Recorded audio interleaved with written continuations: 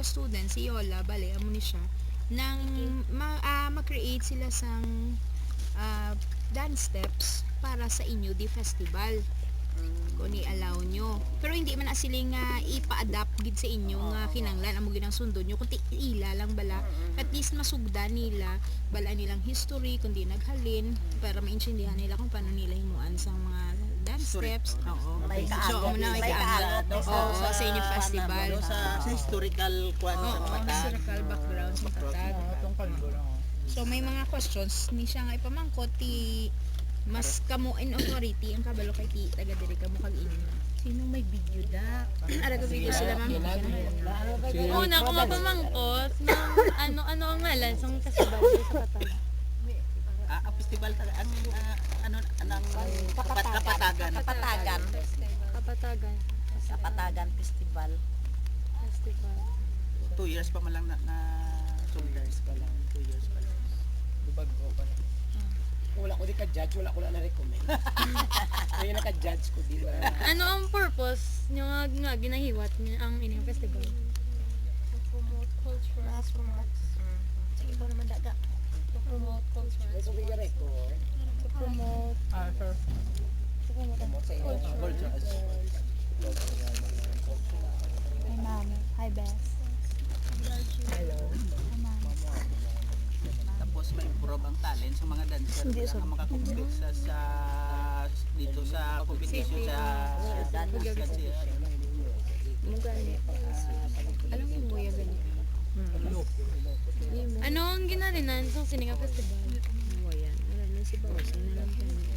Ang kwan sina agin halinan sina actually na 2 years pa man lang na ang gin kwan sa buong Kapatagan.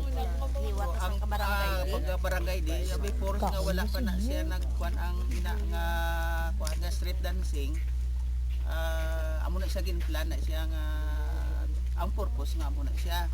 Pero ang history sina nga kwan para ma-promote daw bilang makwan bala ma-identify bala ang barangay Patag sa amo na nga kung sa sila kan sila ga-create sila sa mga kwan nga magsanto sa history sa Patag. Ana siya.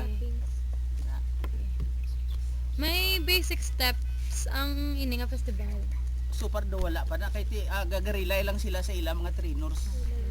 Garilay lang sila kay every tribes may trainer nga ginahan. So ang trainer among ga-create sila mga step. So wala pa gid kita sang official nga basic nga step para sa Kapatagan. Amo na siya. Lain sang sa silaya ti daw may ginasunod ay nga step kay tina pana. Ting sa Kapatagan niya kanya-kanya diskarte. Ti amo na sila ni Sir Budo mag-judge. Dira nila nakita ang mga artist ang iban nga may ara nga nakita sila nga daw ka talented bala nga mga kag daw nakita nila nga daw may chance nga ma-improve.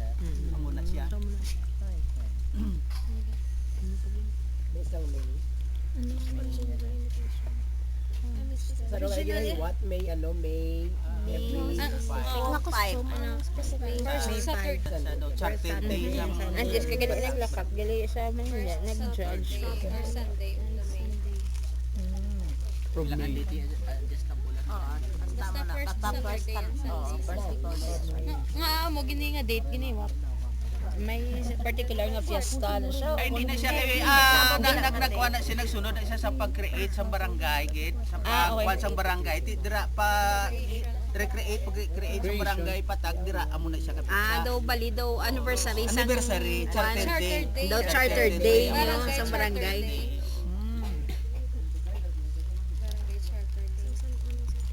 Kaya religious pista lain man mo. Amo na nga amon barangay duang pista may charter. Amo na Hito daw daw iya sang sila yung Patag kagasto kagarpo gid duang pista gid ya. Kaya may religious pista kami ya may amo na. isang barangay gud siya mismo. Sa ano nga nagsugod 2011, 2 years ago. Sobra ini na since Kapatagan Festival 2 years 2 years. ago. Pero ang The pag charter